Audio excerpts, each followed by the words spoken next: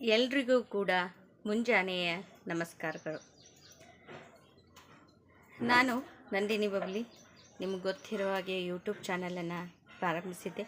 ಅದೇ ರೀತಿ ಕೆಲವೊಂದು ವಿಡಿಯೋಗಳನ್ನು ಅಪ್ಲೋಡ್ ಮಾಡಿದೆ. ಪ್ರತಿದಿನ ಅಪ್ಲೋಡ್ ಮಾಡ್ತೀನಿ ಅಂತ ಹೇಳಿದೆ. ಕಾರಣಾಂತರದಿಂದ ಆ ವಿಡಿಯೋಗಳನ್ನು ಅಪ್ಲೋಡ್ ಮಾಡೋಕ್ಕೆ ಆಗಲಿಲ್ಲ.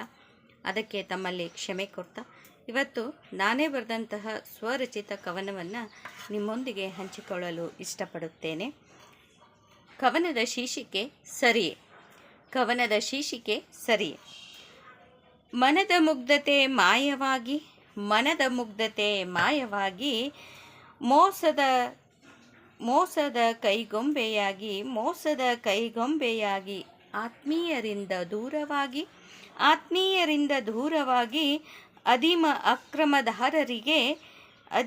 ಅಕ್ರಮದಾರರಿಗೆ ಬೇಕಾಗಿ ನ್ಯಾಯ ಎನ್ನುವುದು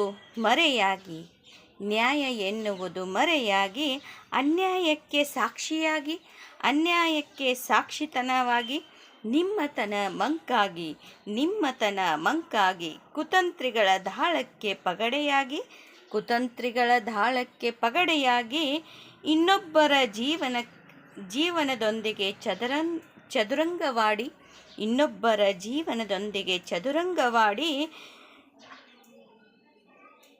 ನಿಮಗಿದು ಸರಿಯೇ ಅನ್ನೋದು ಕೂಡ ಈ ಕವನ. ಬಹುತೇಕವಾಗಿ ಕೇಳಿದಂತಹ ಎಲ್ಲರಿಗೂ ಕೂಡ ಮಗದೊಮ್ಮೆ ಧನ್ಯವಾದಗಳು. ಮುಂದಿನ ಕವನದೊಂದಿಗೆ ಭೇಟಿಯಾಗೋಣ.